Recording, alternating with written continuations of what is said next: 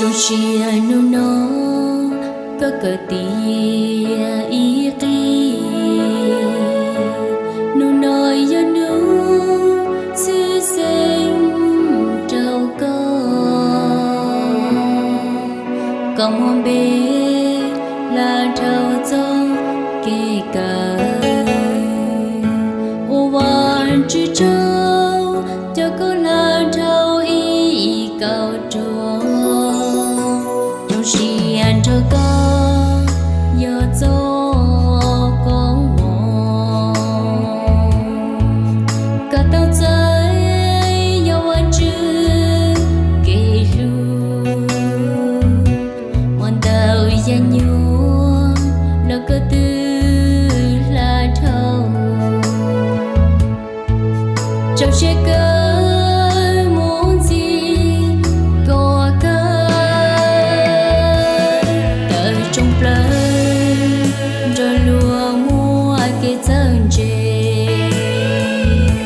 mua công đau bên nhanh nhanh đỡ vẫn chưa thọ tu chứ gì đang gì rồi cho cô hậu kế càng muốn gì toàn tế và chào tu chứ cô có mua xiên tế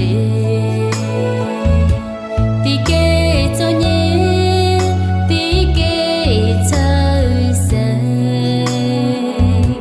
one day you mua là cho nấu ngon chỉ bao giờ có qua trời rau rồi giờ you mua cái nhau xiên đau già nó vẫn chỉ yên chỉ cho có chê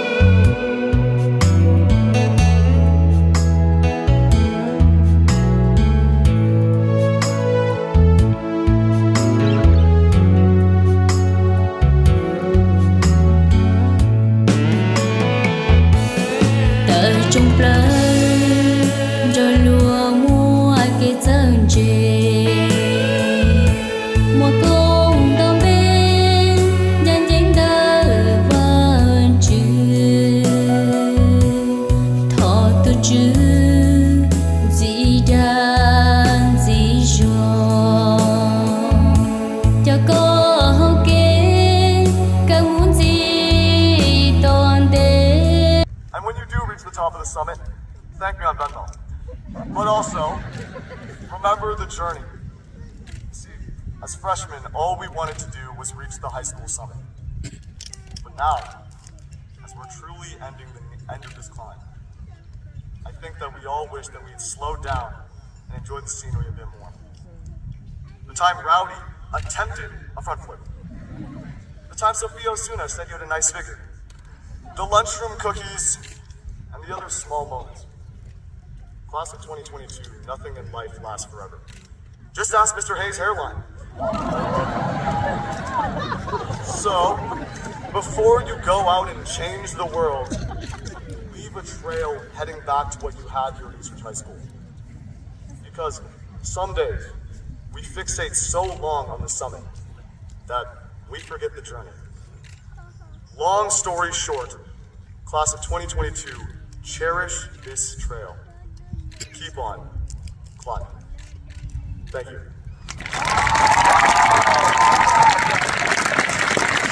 Peter Brigade. Mason Badu Dow. Ella Marie Bristol. Weber Riley Niels. Daniel Rowe. Stephanie Nelson. Ben Earl Brown.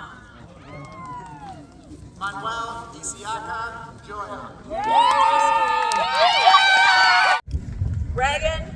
Olivia Larson. Lily Yang.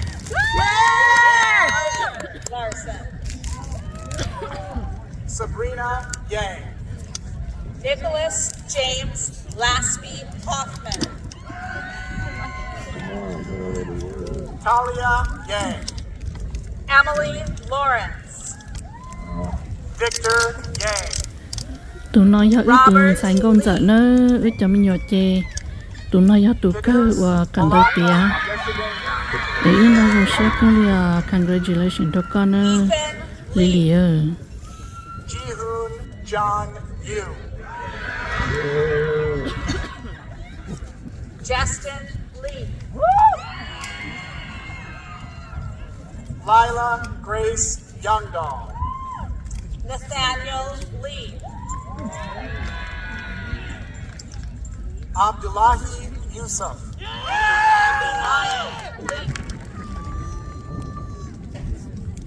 Graduates, please rise. The tassel ceremony symbolizes the transformation and acceptance of seniors to the next level of education and life.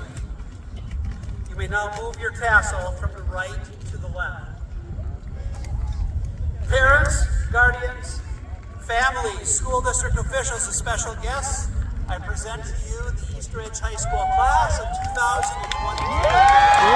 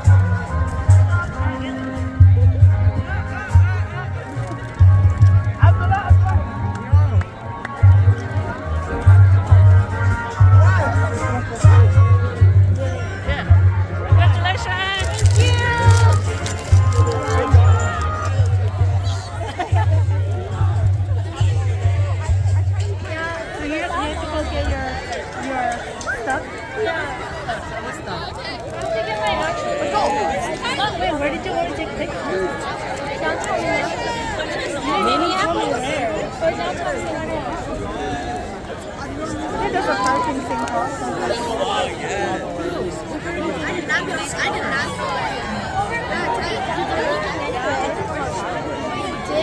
Hey, why don't you guys go take pictures and then go to the restaurant?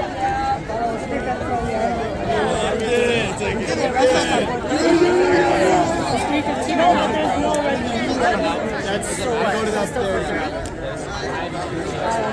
Five?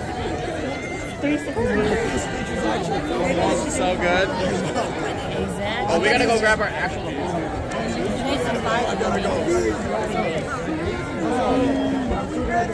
I didn't throw my camera out because I have my hair. Yeah, I was like, why is your hat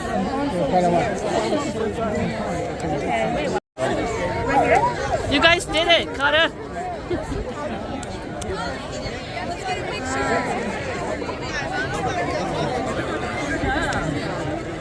Because they said no heels, but everybody wore heels. Okay, so what next? What's over there? Because after we got my diplomas.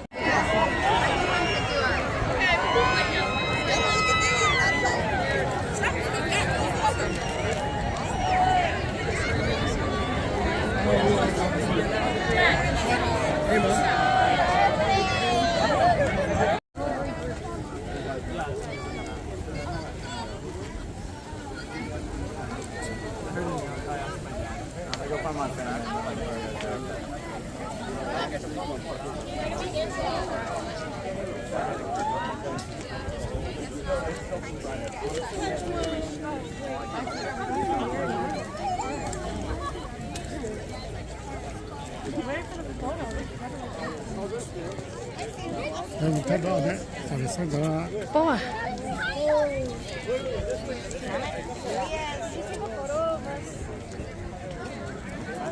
I told you.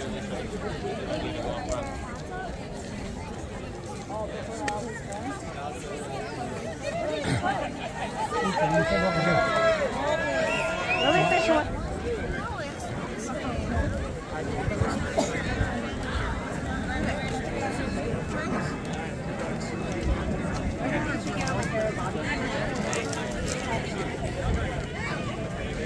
Go back.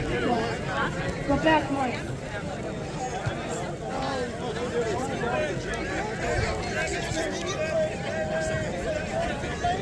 One, two, three. One, two, three. One, two, three. Oh, no, nhất.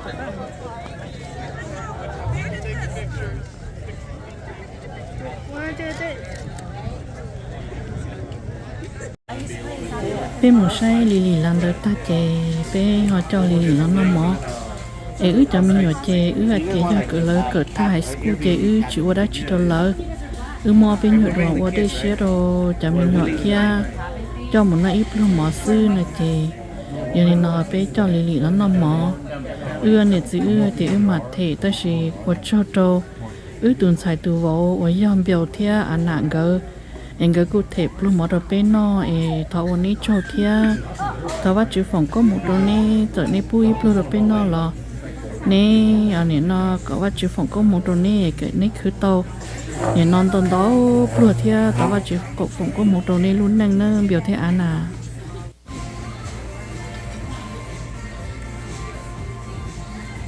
แต่จื้อบุกันน่ะฮัลโหล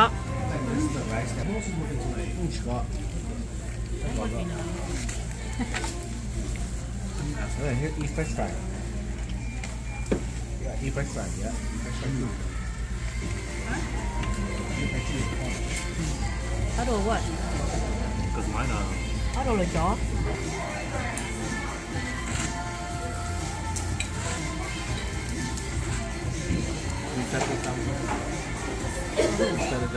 Tụi mày đã có nó chưa bác cô? Hả?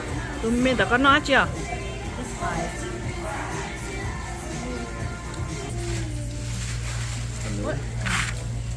Alex, cái nó mỏ.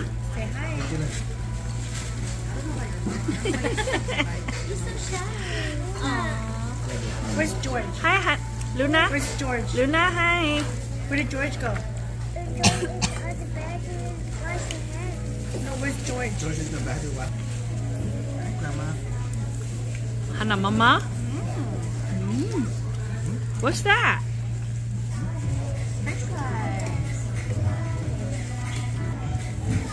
Bé tôi nó rồi nó của tụi tu cha của tụi nhà lo xử lý hơi dân theo dân chế nên nè chỉ tao tuân theo bên nó nữa nè sao tụi xia trong này hai tiền nè chỉ có một tàu mình nhỏ để nó li ở bên sông mông kế nó chỉ nè chỉ tao tuân theo bên nó nữa nhà thế dân nữa bé nó luôn nó là chế bé chơi nè nè sao tụi xia nhỏ lửa rồi bé mà lấy đặt cá mũ đồ nữa ok bé tuần nói này chỉ tao tuần nói chỉ của nè của xia chỉ kháng liều của cho của chồng mình sinh giữ chỉ tao tuần hợp bé nọ theo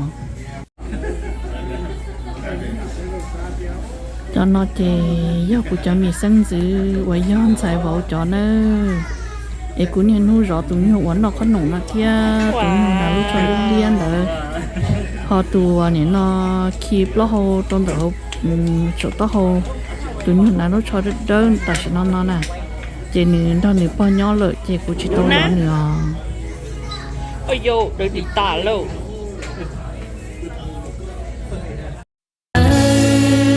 rồi lúa mua cái chân chè mua công đông bên nhân dân đỡ vẫn chưa thọ tu chữ gì đang gì rồi cho cô hậu kế cả muốn gì